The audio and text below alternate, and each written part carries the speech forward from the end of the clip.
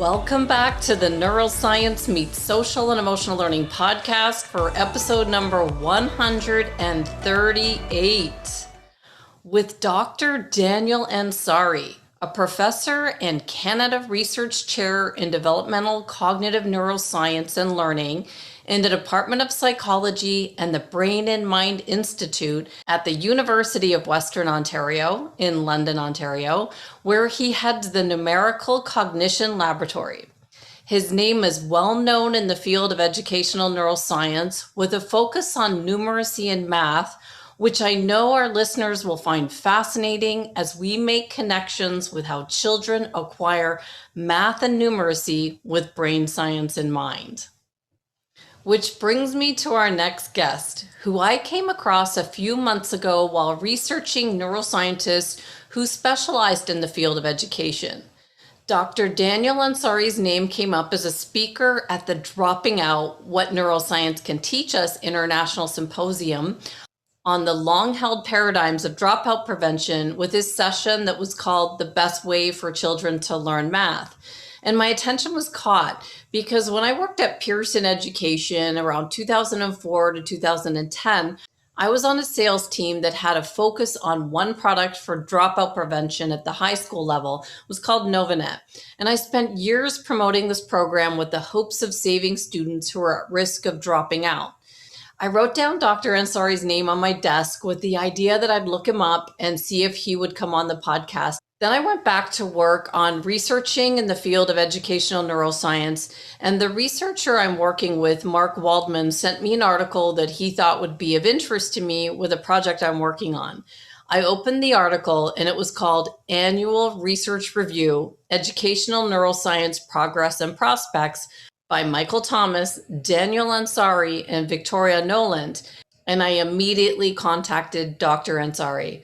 I don't believe in accidents, and when someone's name continues to come to my attention as somebody that I should be learning from, I don't want to waste any time. So without further ado, let's meet Professor and Canada Research Chair in Developmental Cognitive Neuroscience and Learning, Dr. Daniel Ansari.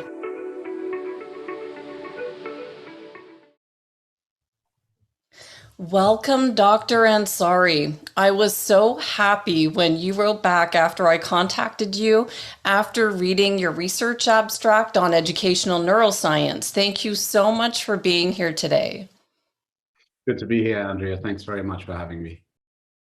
Absolutely. Well, Daniel, after you let me know, after we first spoke and we were talking, you let me know that you were in lockdown in London, Ontario, Canada, and that your son was doing his schooling in your office. And as I was putting these questions together, this was just a couple of days ago, I saw that schools in Ontario, where I grew up, got my teaching degree, and was a teacher, according to a professor at the University of Western, have had the longest school closures in Canada. And as of June 3rd, a couple of days ago, it's been 23 weeks since March of 2020.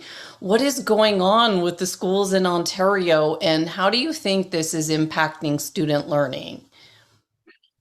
Yeah, that's a really good question, Andrea. I think Ontario's is on average, there's been school closures of around 26 weeks globally. So this is Ontario is by no means an outlier.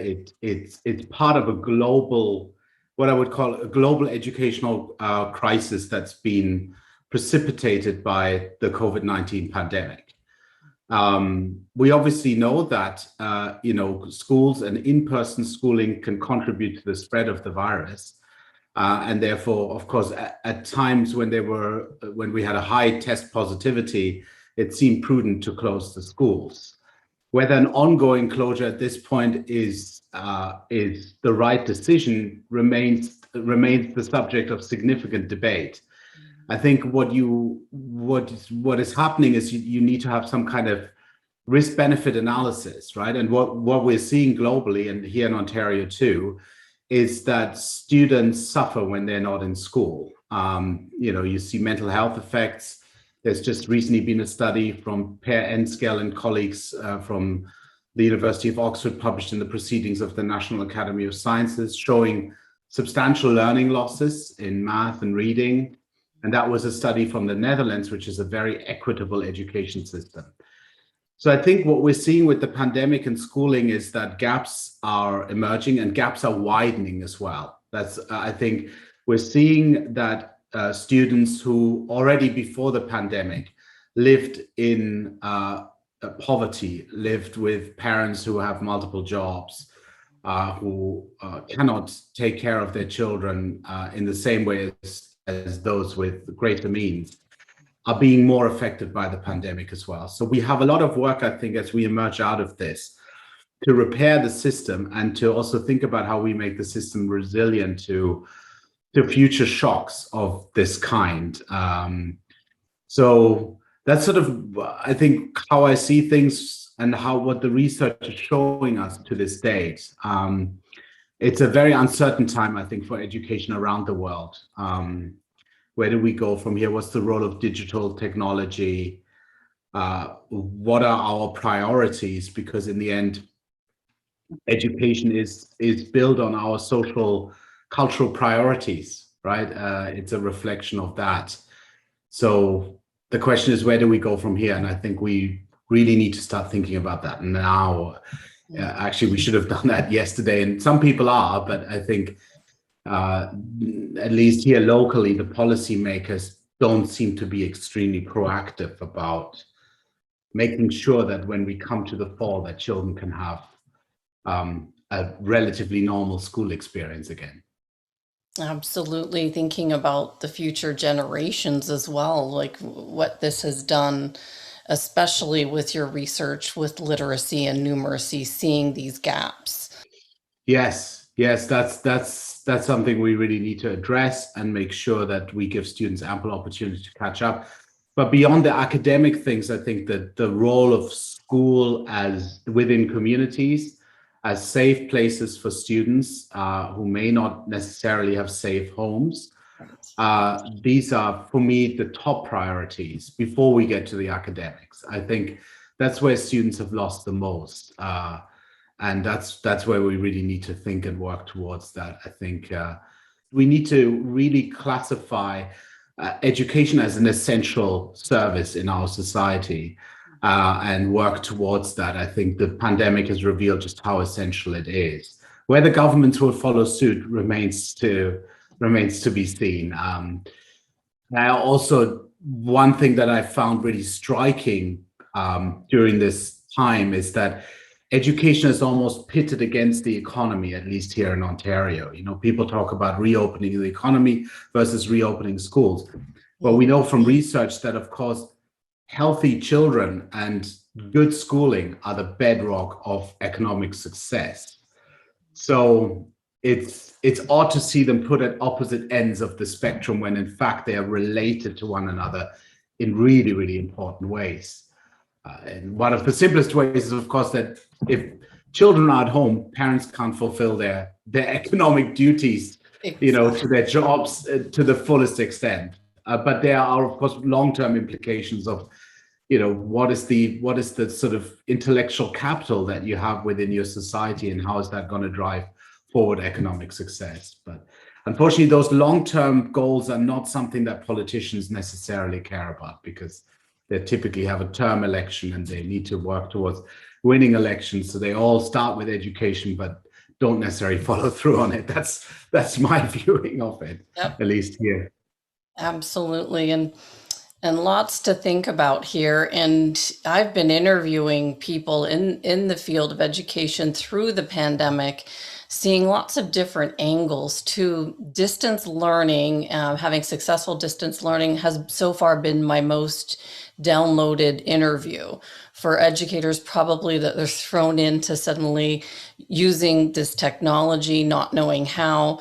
So I can see the progression of it, lots of learning from the educator's point of view, as well as the students. Many of the students have been helping the educators, and also seeing how my children dealt with learning at home. My oldest missed the social aspect of school, and the youngest, I think, did well because she was able to have breaks doing things like going and petting the cat in between her studies, which she couldn't do in the classroom. And so for her to sit in the classroom without any break was difficult for her. So seeing different sides of being able to study at home. Have you noticed any positive angles with your son being at home? Any things he's excelled with this environment? Yeah, I think that he can pet the dog in between and that kind of thing and play outside. But I always have to bear in mind that he's a child that's growing up with a lot of privilege because he's the son of two professors and he has resources at his disposal which many other children do not. So I think that's again where we go to this divide between the haves and the haves not when it comes to education, and I think that's where the effects are most dramatic. But I can see that there are elements to it that can be beneficial. I think he has learned to organize himself a little bit more. He knows much more about schedules now. He doesn't go by the bell, but he has to have an internal bell, so he has to remember when to go back into class after he's had some recess time or independent learning time. So I think his timekeeping skills have definitely improved. But he also cannot wait to be back in the classroom. I think he needs that desperately, like so many children. So I can see some positive effects, and there's certainly some lessons we can learn from any emergency, any crisis. I think there's definitely lessons to be learned at both the negative end and at the slightly more positive end as well. Yeah. Well, I'm praying that everything goes back in September for everyone over there. My friends are all educators back home, so I can see what's happening with you as well as through the educator side of it too. Everybody's dying to get back. Oh, yeah. But so, Dr. Ansari, when I first began to research this field of educational neuroscience, it was 2014, around that time period. And it was because an educator urged me to go in this direction. I had a program that was given grant funding for the schools in Arizona. And I was desperately trying to do something in the field of leadership and character. And he said, you've got to incorporate how the brain learns. And there were not a lot of resources for me to go to. He threw all these books off his shelf, like David Souza's How the Brain Learns and Brain Rules from John Medina. And then the term educational neuroscience, I didn't know about it until I found Dr. Lori Desautels. She's from Butler University and heads up the educational neuroscience graduate program there. But can you share how you came on this path? You were working in England and how you came to Dartmouth College first undergraduate program in neuroscience and maybe your vision for where this field is going. Yeah. So my own personal history or journey into educational neuroscience, really, I'm the son of two teachers, so education has always been something that was a topic of conversation in my house growing up, and when I started studying psychology, I became very, very interested in developmental psychology. And then during my PhD, I started working on numeracy. And then the link to education becomes very, very clear because math is one of the core subjects in any education system. And then really, I had the opportunity to join the Department of Education at Dartmouth College. It was my first faculty position fresh out of my PhD. And they were building, Laura and Petito and Kevin Dunbar were building a program in educational neuroscience there. So then I started thinking a lot more about what it means to make connections between neuroscience and education, and particularly cognitive neuroscience and education. And my colleague at the time was Donna Koch, who is still at Dartmouth. And she was very influential in my thinking. We had a lot of discussions like, how do we make this work?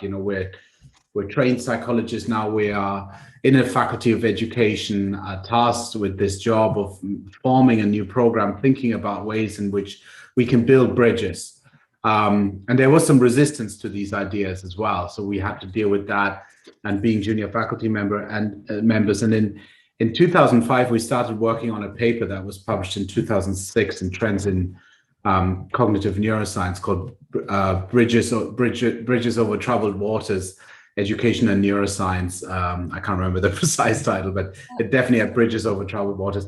And that really, there we really started to discuss the pros and cons and the difficulties. My vision for the field is that I think was really lacking at this point are people who work at the middle, right in the middle between education and neuroscience, or education and developmental psychology, science of learning, and that we need to create more positions within school districts, school boards, where you have somebody who is both an educator, but also versed in the neuroscience and in the psychology, and knows something and can reach the right literature on how we learn, and help teachers integrate that literature into their practice.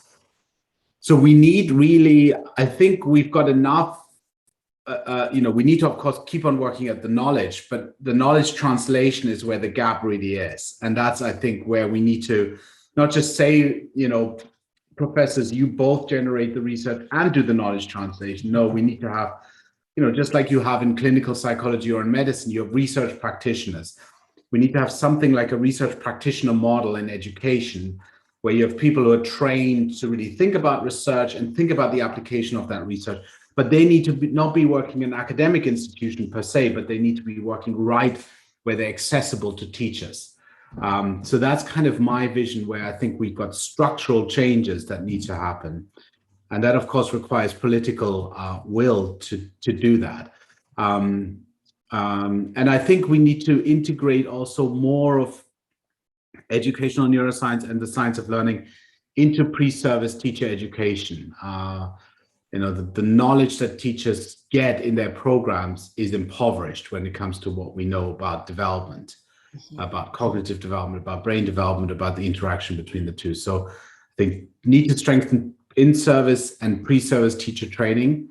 And we need to have people who work at the intersection really structurally there, and not just an ad hoc thing where, you have one academic doing this great knowledge translation and then it fizzles out. It needs to be more systematic than that, in my view. So that's kind of my long-term vision for how I would like to see the field moving. I love it. I absolutely love it. And I see the parallel between your vision and perhaps where social emotional has come into the schools, because I watched it. No states had social emotional. When I first started doing this research, I would watch Castles and how they're integrating the SEL into the curriculum, and it went slow. There was started out with like 7 states that had SEL into their curriculum, and now they're right up there with almost every state. Definitely every state is aware of it, and now there's positions appointed. I'm just trying to learn more about how they can get versed on social emotional. So I see that happened, and that wave with social emotional, but I love the vision of it now for neuroscience, because they're so connected. To me, at least, I see, that's why I named the podcast Neuroscience Meets Social and Emotional Learning. That I see how they bolster each other. Yes, absolutely. I think we need to think about this very broadly, as you sort of, I think, are indicating, that it's not just one field, but anything we can take away from research about how children learn could potentially be useful for what's happening in classrooms, and could also help us to establish what doesn't work, right? That's also an important angle of all of this, is that there are a lot of products and books that are being sold to educators that have the pretense of being evidence-based, but are in actual fact not supported by research. So we also need to do some good housekeeping in education and make sure that we don't just look for how research can improve education, but also for what's been misleading and what needs to make its way out of the system, so that we don't waste precious instructional time. So I think we have that is one of the roles of research as well, is to say that actually does not work, or it doesn't work in the way that you expected, or, this is how much change you can expect in return for doing this instructional intervention. And I think that's really helpful to think about, how much can you move the needle, and are there things that move the needle more than others? And I agree with you, the integration of social and emotional learning, it just happened here as well in Ontario for the new math curriculum. There's a big section on that where, there's a lot of talk about math anxiety and stereotypes and those sort of things that I think are really important to be integrated into the curriculum, because we can't just treat children as if they are, just an information processing system that we feed with information and then learning outcomes. But we need to take into account the context, the individual, their attitudes, their feelings, and we need to strengthen those aspects as well as the core academic subject. So if we can do both, then I think we're on the right path. Got it. I love this vision and the work you're doing at Western University's Numerical Cognition Lab. So when I looked at your website, I could see what you're working on over there. And after I left teaching, I went into Pearson Education. So got a chance to work with one of the largest educational publishers. So I love to see that you're creating assessments for the students. Is that correct, what you're doing with your lab over there? But I wanted to just ask, I'm sure you hear this often, but why did you put your focus on numeracy and math with this, and I watch the videos and I can see the scientific and societal implications, but most people probably don't think about this. We always think, reading is so important, but why did you go to math for looking at this with a whole new lens?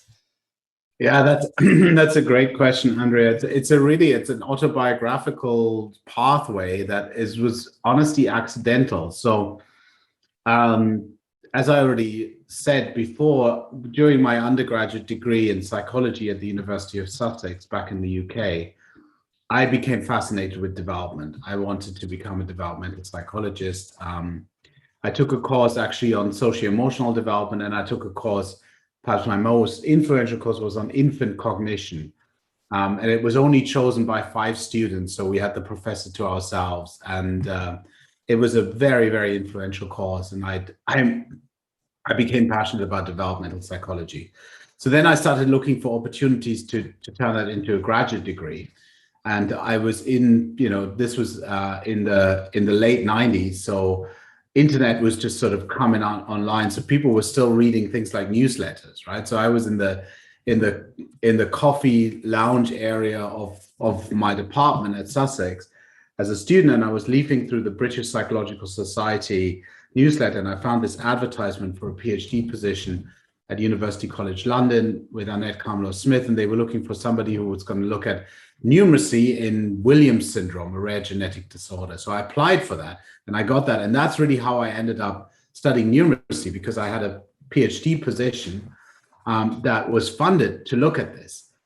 But then I quickly discovered that this area was under-investigated. There wasn't, it was, compared to reading, there was half, perhaps even less knowledge about how we learn about numbers and how children learn about numbers. And I realized that you could do so many different things with numeracy. You could study the educational side, the basic scientific side, the fascinating aspect that, human beings have invented symbolic systems such as Arabic numerals to represent numbers. No other species has that. What does that mean? How do culture and biology interact with one another? So I guess over the years, I've just stuck with it because it's always been the vehicle to study more general questions around what does it mean to be human? What does it mean to develop? How do we educate?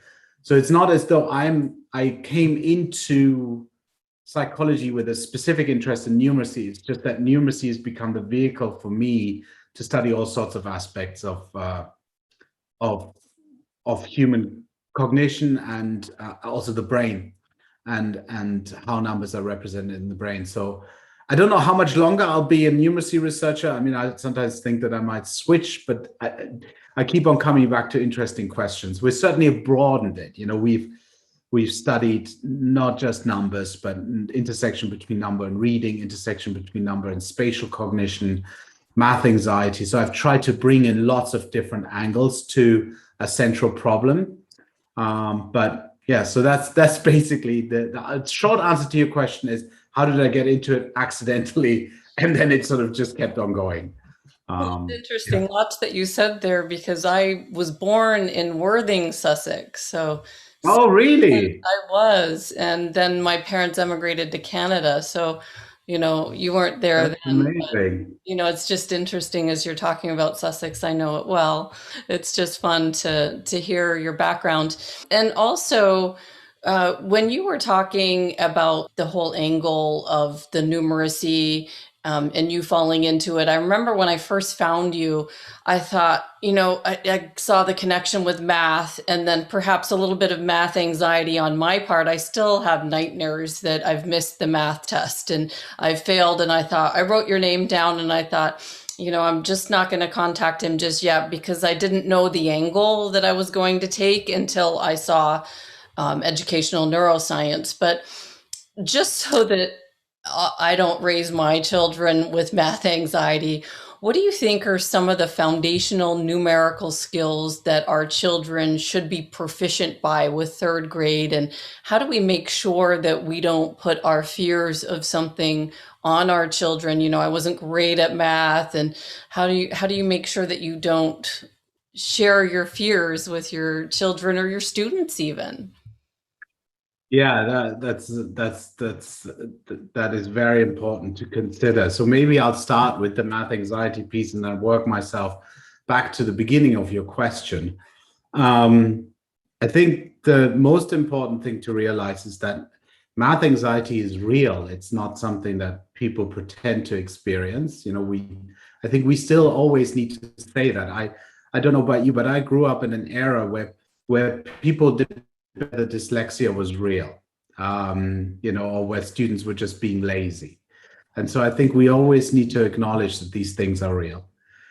One of the real silver linings around mathematics anxiety that's been really strongly emerging over the last few years is that being anxious about mathematics doesn't mean that you're necessarily not good at math. The two things are really dissociated from one another. The correlation between math anxiety and math ability is very small. And many children who have math difficulties have no math anxiety at all. So that's a good piece of news and an important thing to know for everybody, that when you encounter a student who has real resistance and a real sort of visceral reaction to math, don't assume that they can't learn math. Give them an opportunity to do it in a different way, maybe in a different situation, or with a different textbook, or talk about what their fears are about.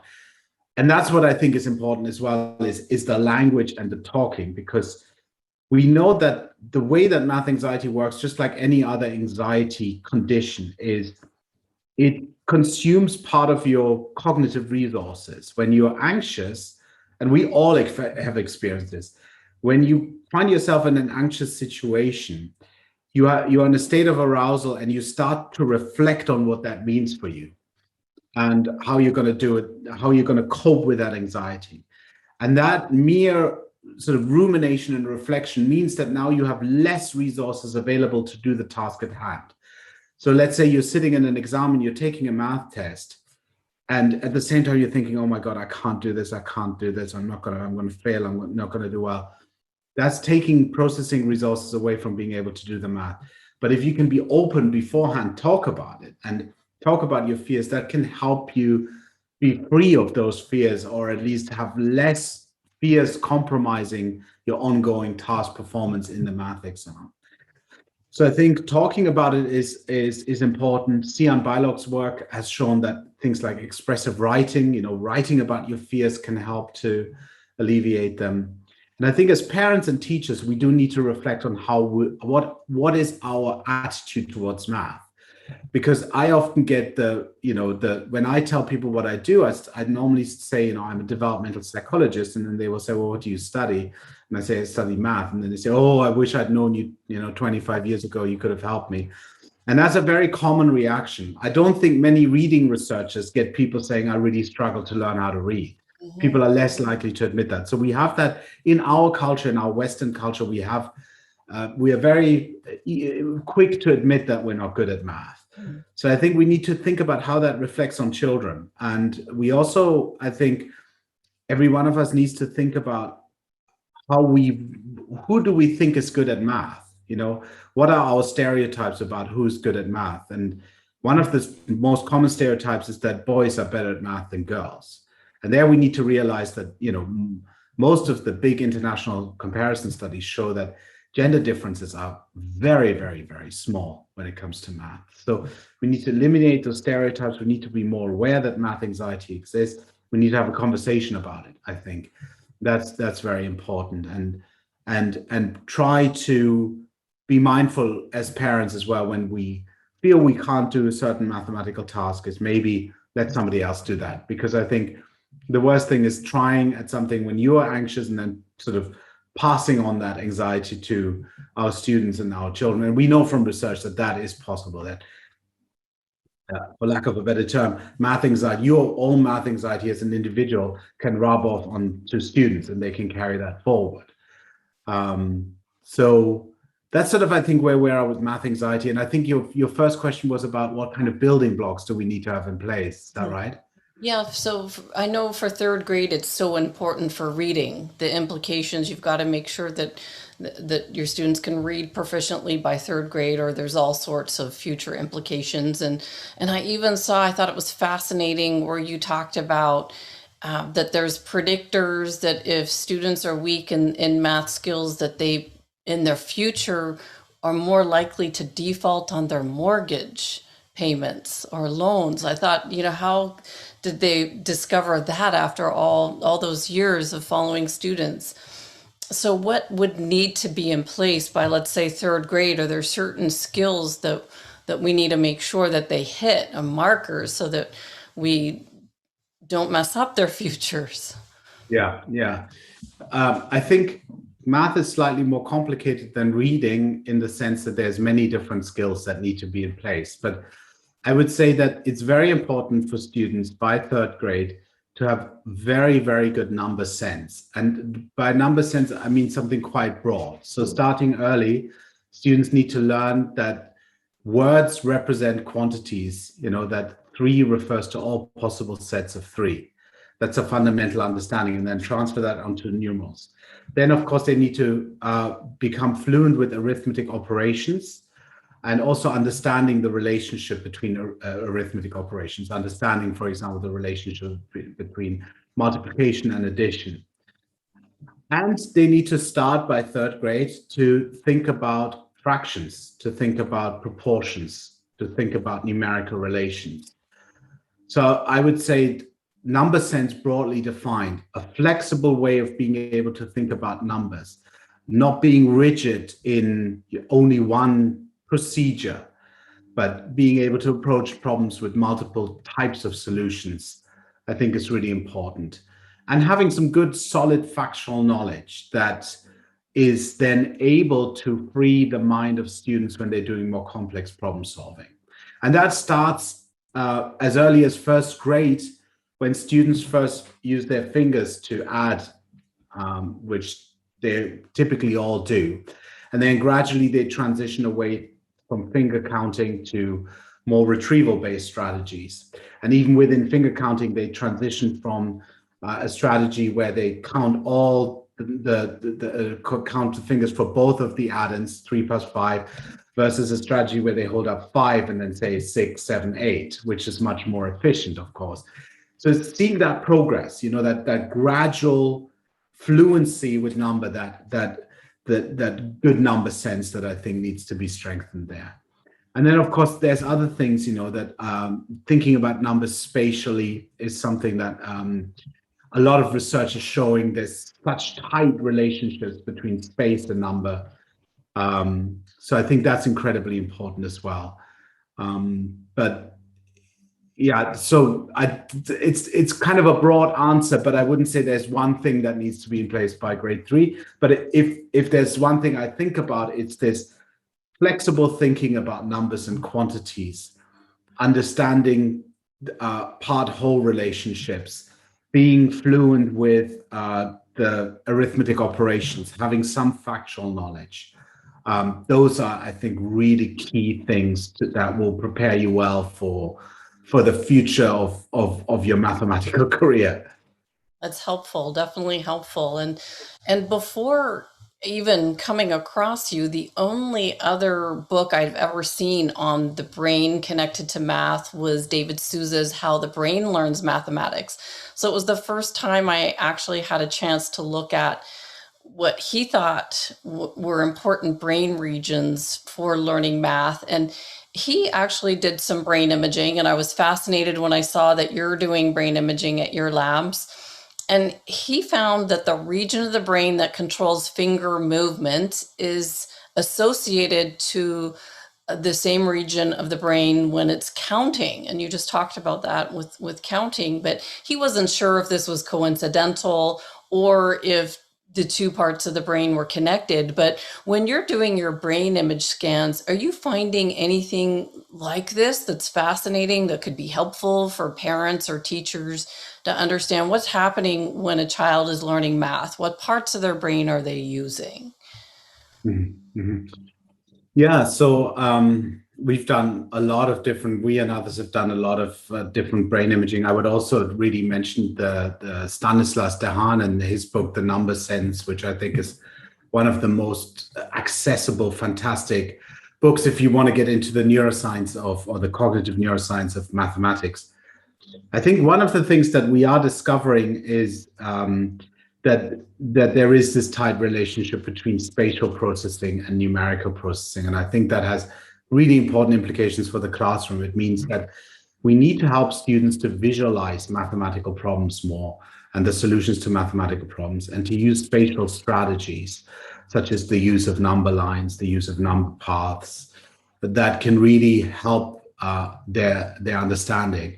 And there's fascinating research by Stanislas Dehaene, who put mathematicians into the scanner and looked at which brain regions do they activate during really complex mathematical thinking. And those brain regions intersect with those involved in spatial processing and not those involved with language.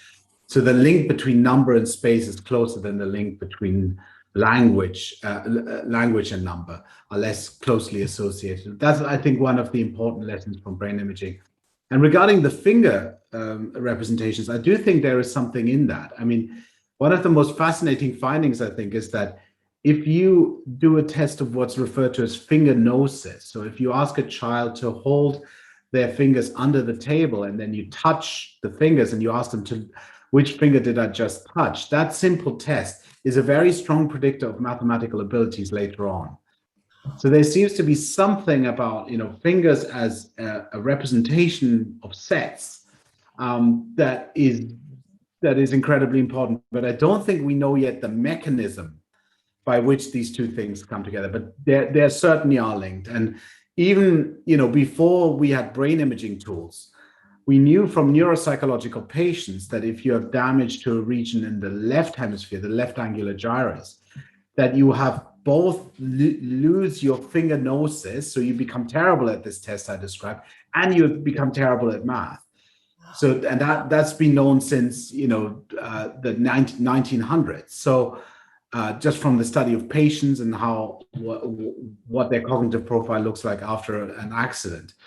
So there's something there. I think brain imaging can teach us something. I don't think it's gonna, without thinking about behavior and how children think and perform, it's one additional source of information. But I think the link between space and number is a key conclusion from what we're seeing. And also that the brain changes dynamically as children learn and develop mathematical thinking. So, what we know from adults isn't necessarily applicable to children, because their brains are still developing, still specializing and structuring through experiences. That is fascinating. I can't wait to dive deeper into that. We just actually released a podcast on a fascinating story of a child who had a developmental reading disorder.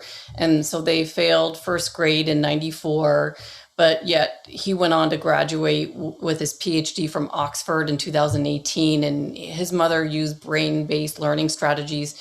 But I know I've just released a podcast to go deeper into this for our listeners, but can you give a brief overview of developmental dyscalculia? Because you go into it on your website deep, but perhaps for some people who don't know what it is, because it's closely associated with dyslexia, perhaps what is it? How can we recognize it? And some strategies like you talked about, the learning rods. I know there's educational companies that specialize in these tools to make math come to life.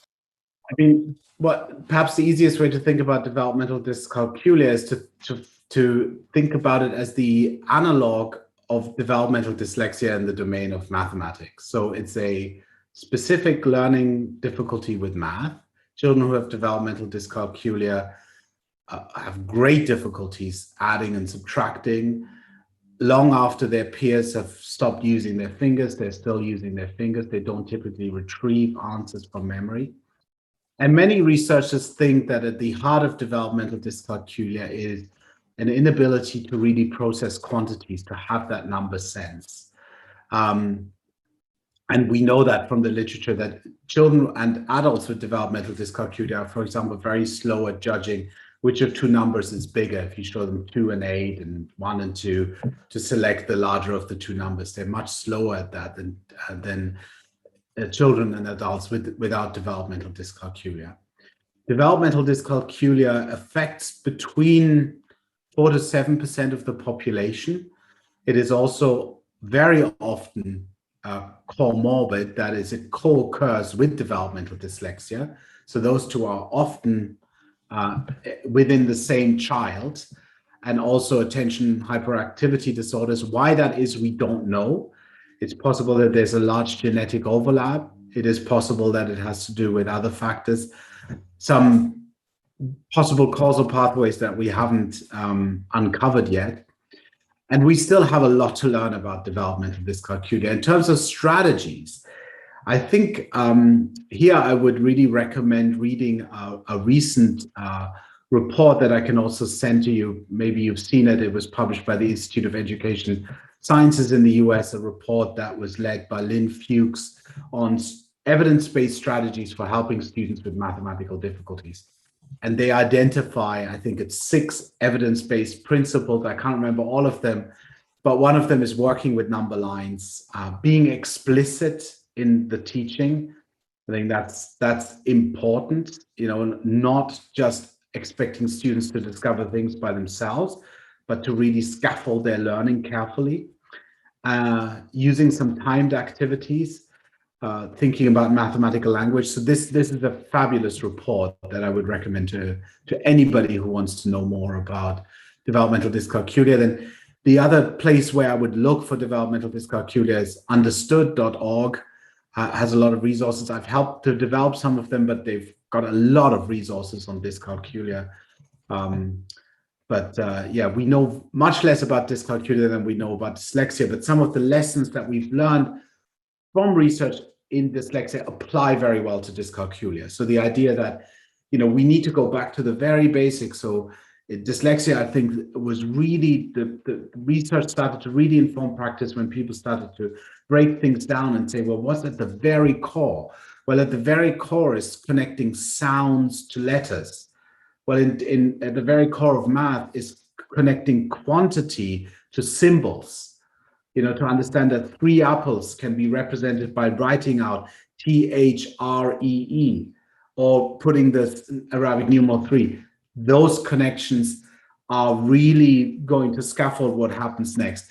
So I think thinking about foundational skills is incredibly important when you encounter students with math difficulties. And I did put a lot of those links, especially to the website Understood. I found that and put those in our last podcast to understand, and I'll link them in here. But Dr. Ansari, I do have a vision for your future with educational neuroscience. It's a clear picture you paint. I am loving the research that you're putting out through your work. For anyone who wants to learn more about you, they can go to numericalcognition.org. They can find you on Twitter at NUMCOG. Is there any final thoughts that you think that are important that we've missed in this field? I think the one thing I would say is to be aware that the brain science is part of a bigger endeavor to understand how we learn and develop. And the way we can make most progress is to take knowledge from wherever we can.